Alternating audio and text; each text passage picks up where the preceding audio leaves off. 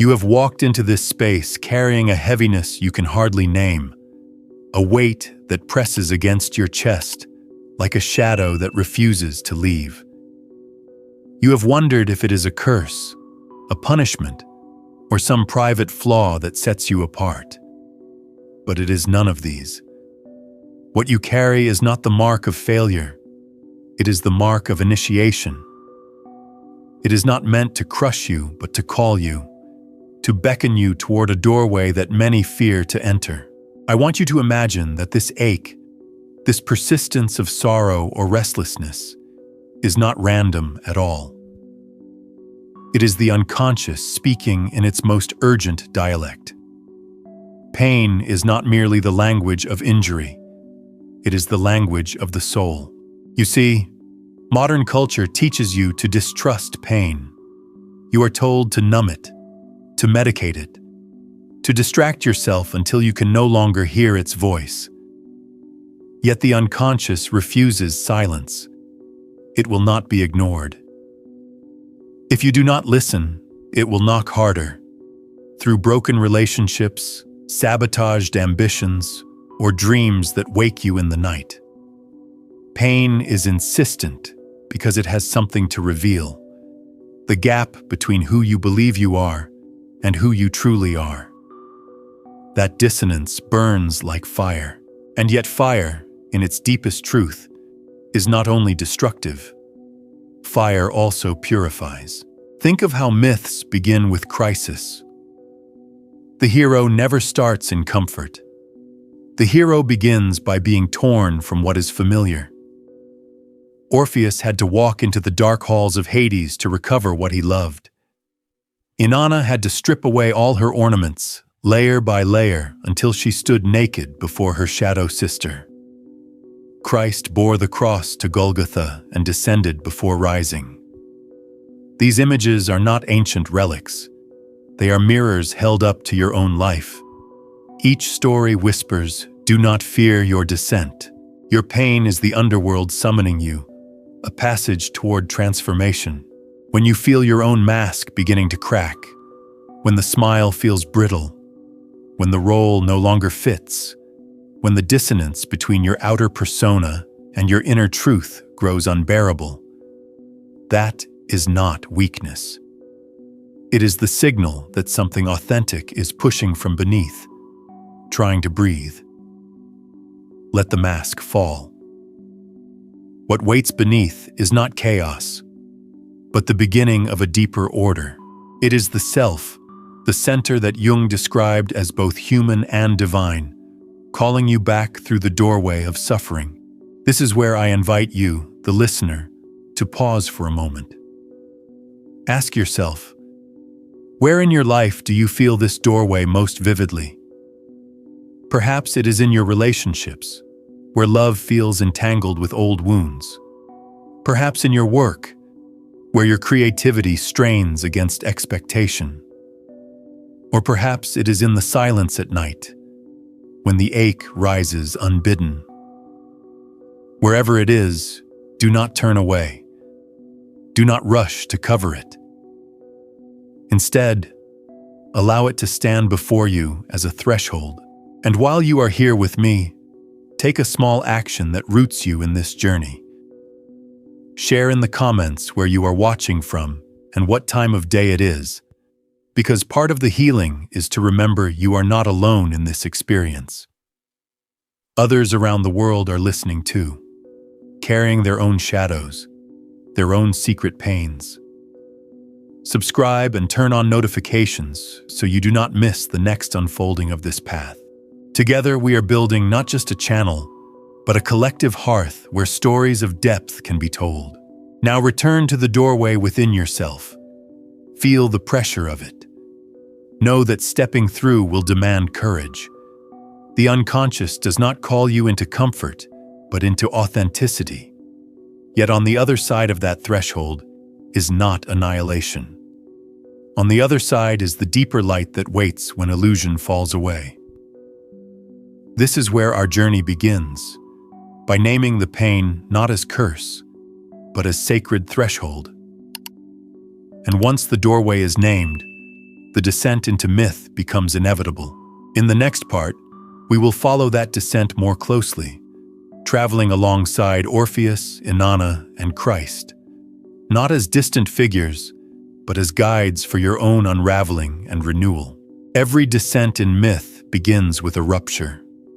The world you once trusted fractures, and what was stable suddenly gives way.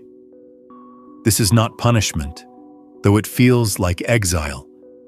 It is the oldest pattern in the human story. To be summoned into darkness, stripped of your former protections, and asked to discover what lies beneath the surface. The pain that has cracked your mask is the same pain that forced Orpheus to enter the underworld, that compelled Inanna to shed her ornaments, that led Christ to carry the cross into the shadow of death. These are not fables preserved for reverence alone. They are mirrors of your own passage. Orpheus, with his lyre, ventured into Hades to recover Eurydice. His descent was not a choice born of curiosity, but of grief, a wound that demanded he leave the comfort of daylight. Inanna, goddess of the sky, entered the 7 gates of the underworld, each one stripping her of a layer of pride, power, or ornament, until she faced her dark sister bare. Christ, bearing the weight of humanity's sorrow, descended not only into death but into abandonment, stripped of everything but spirit. These 3 images repeat across cultures and centuries, teaching you that descent is not anomaly, but necessity. Pain is the threshold. Descent is the journey through it. When you find yourself pressed by circumstances you cannot control, when life takes from you what you believed was indispensable, this is your Orphic moment. When you feel everything familiar stripped away and stand vulnerable in your own skin, this is your Inanna initiation. When you must carry a weight that feels unbearable, with no assurance of rescue, you are walking the Christ path. These archetypes do not appear to glorify suffering, but to remind you that you are not alone in it. Every human soul, sooner or later, must take this road. The mask you have worn, the persona, as Jung called it, was necessary once. It allowed you to move through society, to survive in families, workplaces, and communities that demanded roles and appearances. But personas are not eternal. They crack because the truth beneath them cannot remain hidden forever. The crack is a mercy, though it does not feel like one. To feel the mask splitting is to feel the first breeze of authenticity rushing in. If you cling to the mask, you will only deepen the fracture. If you let it fall, you begin the descent with courage. Think of your own mask. Perhaps it was the role of caretaker, the identity of achiever, or the image of strength that never falters. These roles were costumes stitched together by expectation, fear, or longing for approval. But when crisis comes, costumes fray. Pain tugs at the seams until the threads unravel. What emerges beneath is not emptiness, but the raw figure of your deeper self, waiting for recognition. In this moment of cracking, you may feel temptation to retreat, to patch the mask and pretend nothing happened. Culture encourages this. Present the smile, keep moving, drown the silence with noise. Yet every myth insists the opposite. The descent requires vulnerability, not denial. You must walk forward into the shadow, not backwards into illusion. And here, in your own life, the descent may not look like a mythical journey through caverns or deserts.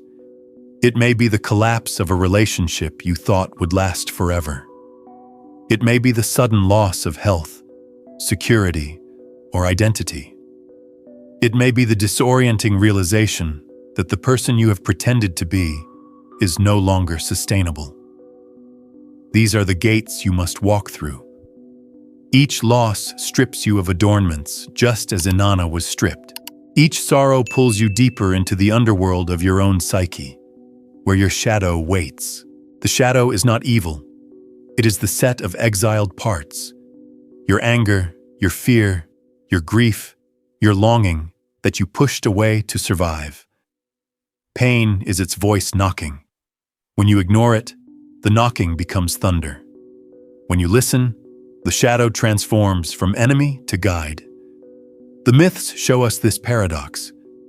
The darkness you fear is also the doorway to what is sacred. If you pay attention, you will notice that even in your descent, there are glimmers of guidance. Orpheus carried music. Inanna carried courage. Christ carried love. You too carry something, perhaps a practice, a memory, a dream that will accompany you into the underworld. Do not dismiss it as small. Even a fragile flame lights the path when all else feels dark. This is why descent myths are not tragedies, but initiations. They declare that pain is not meaningless collapse, but sacred entry. To descend is to move toward the place where the authentic self hides, waiting to be uncovered. And once you accept this, the fear shifts. The question is no longer, why me? The question becomes, what is this descent asking me to see? Let this question guide you as the mask continues to fall. Each crack in the persona is an invitation to look deeper. Each fragment that breaks away reveals another contour of your true face. This descent is not about losing everything. It is about losing what was false, so that what is real can breathe. And as you follow the thread of myth into your own life, you will begin to notice that dreams, symbols, and images rise to meet you, offering guidance in the midst of darkness. These dream keys are the next part of the descent.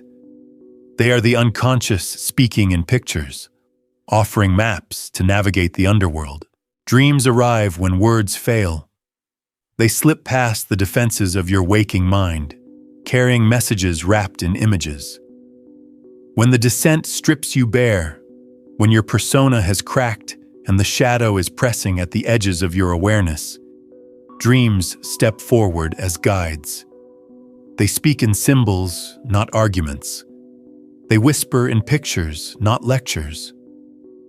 The unconscious is a poet, not a politician, and its chosen language is imagery. To ignore these messages is to wander the underworld without a map. To listen is to discover that every symbol is a key, every dream an invitation to integration. Imagine you dream of a burning house. At first, you might wake in terror, sweat dampening your pillow, heart pounding. You could tell yourself it was only a nightmare, but that would miss the point. The house is not random. It is the architecture of your own identity. Its fire is the heat of repressed emotion, anger, or grief that has been locked inside the walls. The unconscious does not set fire to torment you. It sets fire to reveal what can no longer stand. If you have the courage to step inside the flames, you will see that the burning is a purification. The false persona collapses so that something more enduring can emerge. Another night, you might dream of losing a child. Painful, unbearable. And yet, within symbol, the child often represents a part of yourself abandoned early in life. The innocent, the playful, the spontaneous. The dream does not declare literal loss. It cries out for reclamation. The unconscious is asking you to turn back, to pick up what you left behind in your rush to survive. By mourning the lost child, you begin to welcome it home. Or perhaps you dream of falling endlessly. There is terror in the drop, yet falling often signals the collapse of old certainty. Gravity pulls you down because the foundation beneath your feet was never strong enough to carry the truth of who you are. To fall in dream is to be invited into surrender. Let go of what you clutched so tightly and discover that the descent does not end in destruction, but in transformation. These images are not accidents. They are crafted by the unconscious as lanterns. Every dream points toward what has been exiled. Every nightmare is a disguised messenger. Pain, in both waking life and dreams, is the shadow speaking through symbol. Look here. This is the part of you that needs to be seen. When you learn to treat dreams this way, you begin to notice patterns. Recurring images act like persistent knocks on the same door. A dark forest, a flooded house, a broken mirror. Each repetition insists on recognition. Once you sit with them, write them down, ask what they mean, the unconscious loosens its grip. It no longer needs to shout through crisis. It can whisper through symbol. But dreams are not only about what is lost. They also carry the seeds of what is waiting to be born. Jung called this process individuation, the journey toward wholeness through the integration of shadow and light. Every dream is a fragment of that map. The burning house points toward purification, the lost child toward innocence reclaimed, the endless fall toward surrender. These are not threats. They are invitations. And here, something remarkable happens. When you honor the symbols, your waking pain shifts. The heaviness in your chest begins to feel less like random cruelty and more like a teacher. You recognize that pain is not merely an obstacle, but a compass. It points to what you have neglected. It directs you toward the gold hidden in the shadow. This is where alchemy enters the story. Alchemists once declared, "In filth it will be found." They were not only speaking of metals, they were speaking of the human soul. The lead of suffering, the dross of grief, the heaviness of shame. These are the raw materials of transformation. Pain is not to be discarded, but transmuted. And dreams are the laboratory where the process begins. Picture it. Your unconscious is the alchemist's fire, and every night it brings you visions designed to melt what is rigid. It is not punishing you, it is refining you. In the crucible of image, your identity dissolves, and out of that dissolution emerges something more authentic. The dream is not an interruption of life, it is life speaking from a deeper level. Think of how many times you have dismissed a dream. Just imagination, you told yourself. Yet what if imagination is the very channel through which yourself, the core of your being, reaches out? What if the dream that unsettled you is not meaningless, but sacred? That is the wager Jung invites you to make. To treat the dream as real, not in its literal detail, but in its symbolic truth. The pain you feel by day and the images you encounter by night are not separate. They are two voices of the same song. One burns in your body, the other whispers in your sleep. Together, they urge you toward wholeness. Together, they strip away illusion and open you to authenticity. So do not run from your dreams. Record them. Sit with them. Let their strange images challenge your certainties. They are not curses, they are keys. And when you gather enough keys, the locked door within you begins to open. As the door swings open, you will encounter not only dreams, but the furnace of fire. The alchemical stage where lead becomes gold, where the chrysalis dissolves into chaos so the butterfly may emerge. That is where our path leads next, into the heart of alchemy, where pain becomes the fire that transforms, and the ego must surrender so that the self can finally breathe. Every transformation worthy of the name begins in fire. You may resist this truth, hoping for gentler methods, yet the unconscious seems to know no other way. When lead is to become gold, it must first be placed in the furnace. When the caterpillar is to become a butterfly, it must dissolve inside the chrysalis. The path of the soul is not comfortable renovation. It is radical alchemy. Pain is the heat that initiates the process, and you are the vessel in which it unfolds. Think of the alchemists in their dimly lit laboratories. To outsiders, it looked like superstition, men obsessed with melting metals, drawing cryptic diagrams, muttering of gold hidden in filth. But what they sought was not only chemical, it was spiritual. They were describing what you now live through, the breaking down of the false self so that something incorruptible can emerge. Lead is your grief, your shame, your fear. Gold is your wisdom, your compassion, your authenticity. The fire is pain itself, and its purpose is purification. Pain burns away illusions. When you feel stripped of certainty, when the scaffolding of your identity collapses, you are inside the crucible. At first, it feels like annihilation. The ego screams for escape, terrified of losing its control. But this destruction is not punishment. It is necessity. The false self cannot survive the passage. Only what is real remains. Imagine again the chrysalis. Inside, the caterpillar does not simply sprout wings. It dissolves into a primordial soup, cells breaking down into chaos. If the creature could think, it might believe it was dying.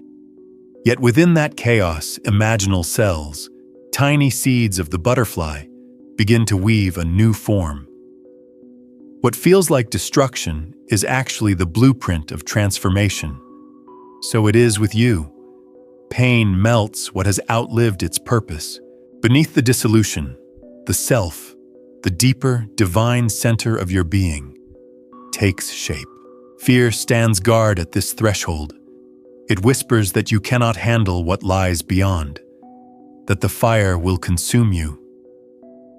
These whispers are old, echoes of childhood wounds, inherited anxieties, collective scripts. They are the dragons at the door. Their forms are terrifying because they have lived too long in the dark. But fear is not an executioner. It is an examiner. The dragon does not appear to destroy you. It appears to test your readiness. If you turn back, the fire burns aimlessly, unresolved, repeating through cycles of avoidance. If you step forward, the fire becomes an ally. It strips away what is false and reveals the gold within. Courage does not mean absence of fear. Courage means walking anyway, seeing the dragon, hearing its roar, and taking the step that dissolves its power. On the other side of fear is not devastation, but freedom. And yet, this transformation is never linear. Do not expect a straight road.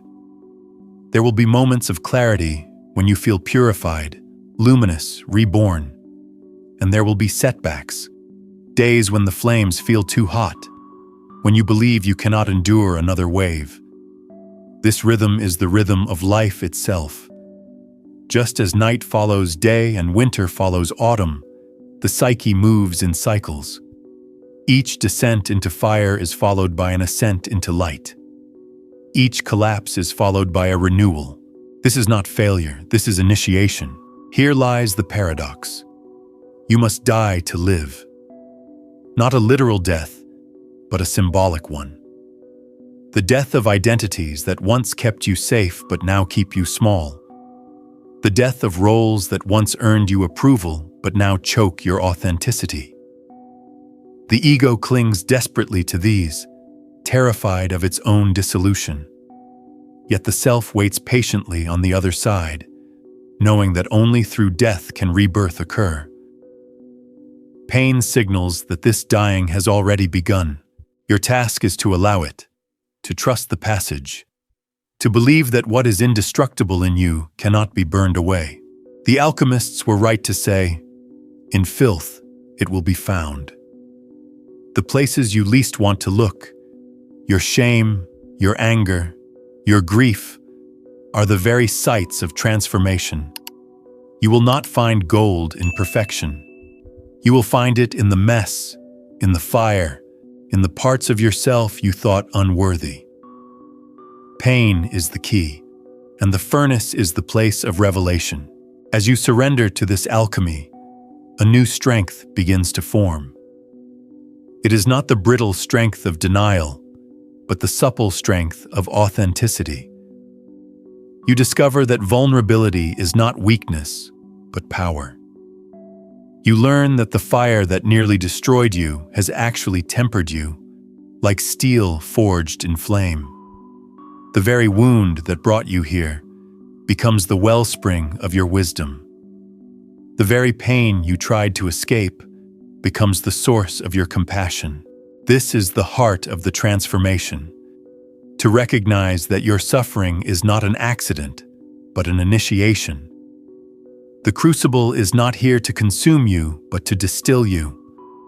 What survives the fire is your essence.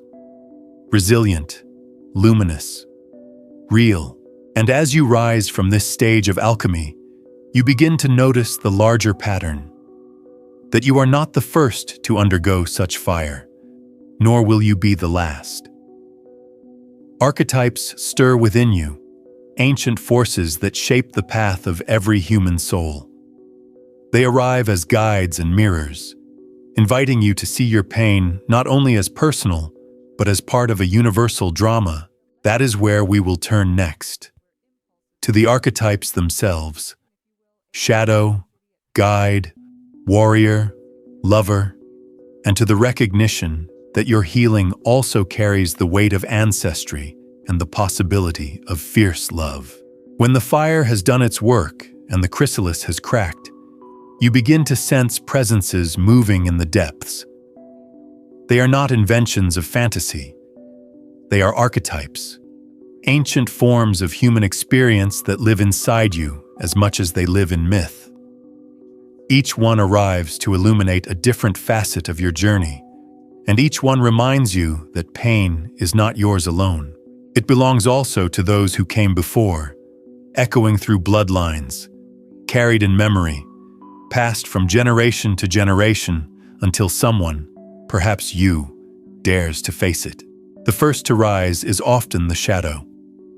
You have already met it in your pain, the anger, grief, and longing you have denied. Yet the shadow is more than a collection of flaws. It is also the reservoir of your unclaimed vitality, your hidden creativity, your raw love. To encounter the shadow is to discover that what you feared as darkness is in fact a lantern waiting to be lit. When the shadow speaks through pain, it is not condemning you. It is inviting you to become whole. Then comes the guide, the wise old man or woman who has appeared in countless myths and dreams. Sometimes this guide takes the shape of a dream figure offering you a gift. Sometimes it arrives as sudden clarity in the middle of confusion. Sometimes it is the quiet intuition that whispers when all else falls silent. The guide archetype assures you that even in your darkest moments, there is a part of you that knows the way forward. Trust this voice, for it belongs not only to you, but to the collective wisdom of humanity. Sooner or later, the warrior archetype steps onto the stage. This is not the warrior of conquest, but the warrior of the soul, the one who stands firm at the threshold of fear. To face your dragons without violence, but with steadiness.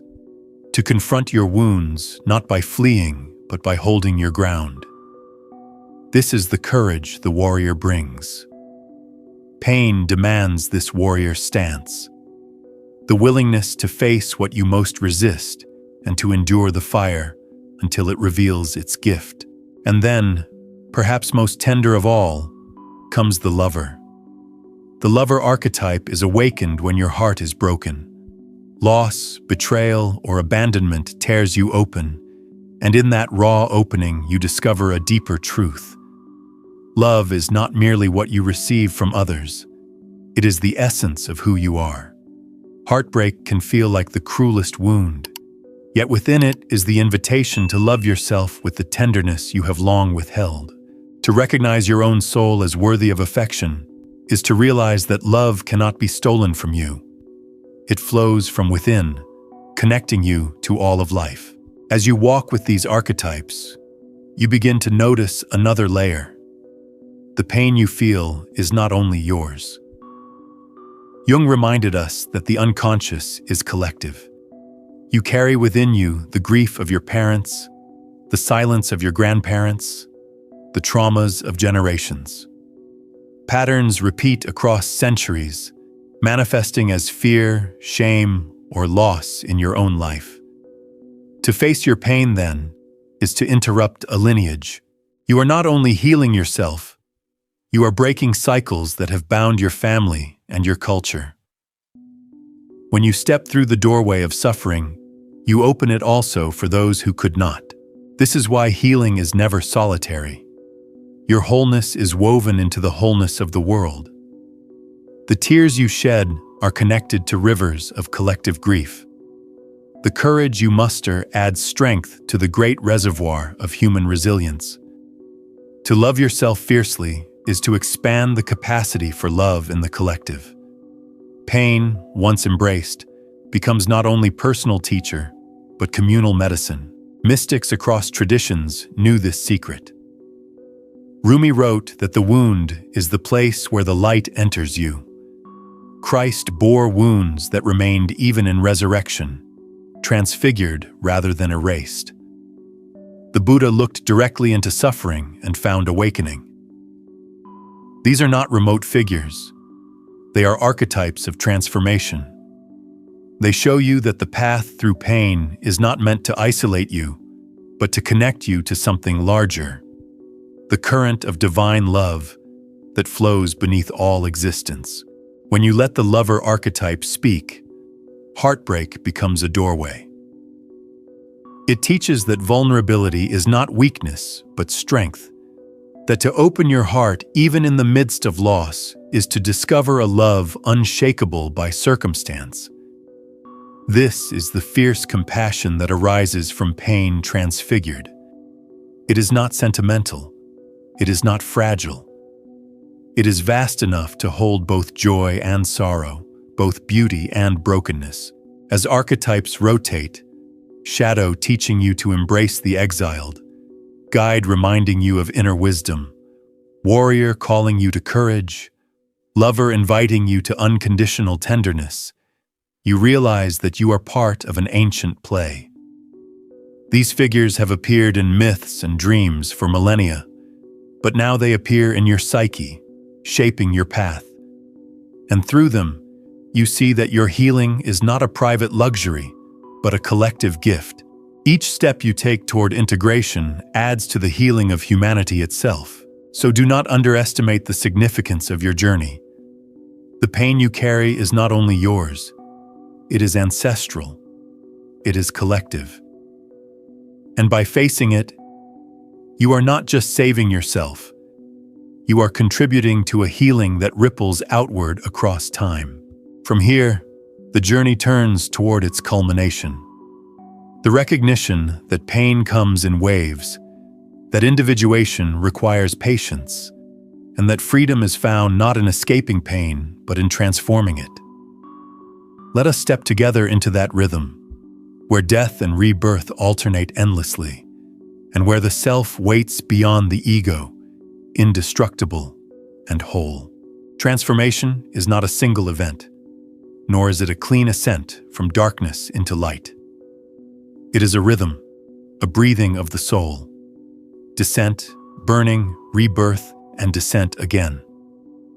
Just as the ocean comes in waves, so does the process of individuation. You do not simply cross the divine doorway once and emerge complete. You cross it again and again, each time shedding another skin, each time discovering a deeper layer of self. This rhythm can be discouraging if you expect perfection. One day you feel illuminated, clear, steady. The next you collapse into old fears or familiar shadows. But this is not regression. It is the way of things. The unconscious moves in spirals, not straight lines. Each return to pain is not the same as the last. It is deeper, more refined. You are circling toward wholeness, and every wave of suffering carries you closer to authenticity. Jung described individuation as the task of a lifetime. It is not about becoming flawless, but about becoming whole. Wholeness does not deny shadow, it includes it. Wholeness does not eliminate contradiction, it integrates it. The sacred pain you carry becomes the catalyst that pushes you beyond the surface of ego, beyond the mask of persona, into the vast interior where the self dwells. Pain reminds you that you are unfinished, and at the same time it insists that your deeper completion is possible. Think of how the waves work on stone. At first they strike with violence, threatening to break everything apart. But over time, the relentless rhythm shapes the rock, smoothing it, revealing hidden veins of beauty. So it is with your soul. The waves of suffering wear down what is false and reveal what is indestructible. When you allow this process, you stop fearing collapse. You begin to recognize that each breaking carries the promise of renewal. It is here that you meet the self, not the ego self that clings to roles and appearances, but the deeper self that Jung described as both human and more than human. This self is ancient, eternal, luminous. It knows the language of symbols, the pulse of dreams, the rhythm of archetypes. Pain is one of its voices, calling you back whenever you stray into illusions. And when you listen, when you surrender, you discover that the self has been waiting all along. At this stage, freedom emerges. Not the shallow freedom of doing whatever you please, but the deeper freedom of being who you truly are. It is a freedom that does not collapse under judgment, that does not waver in crisis, that does not disappear when others misunderstand you. It is rooted in authenticity, in the indestructible self revealed through fire. This freedom cannot be shaken because it no longer depends on circumstances.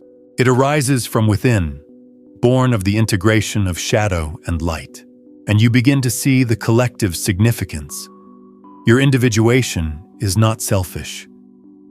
Each time you cross the doorway, each time you face your pain with courage, you add light to the collective.